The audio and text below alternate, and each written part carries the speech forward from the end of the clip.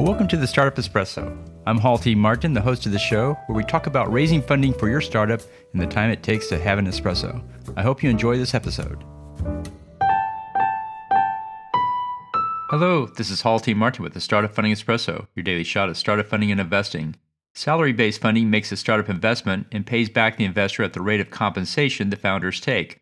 This aligns the investor and founder on the same goal: create a business that can sustain itself and pay the team. The investors receive an agreed-upon percentage of any salary or profit the business takes in.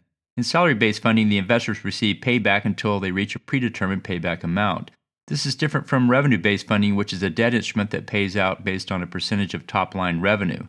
This keeps early-stage investors off the cap table, so it's clean for future investors.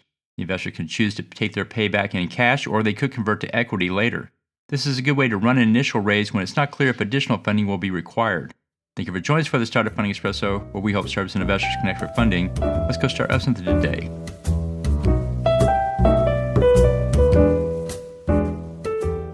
Hall T. Martin is the director of Investor Connect, which is a 501c3 nonprofit dedicated to the education of investors for early-stage funding.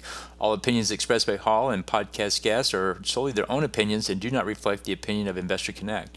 This podcast is for informational purposes only and should not be relied upon as a basis for investment decisions.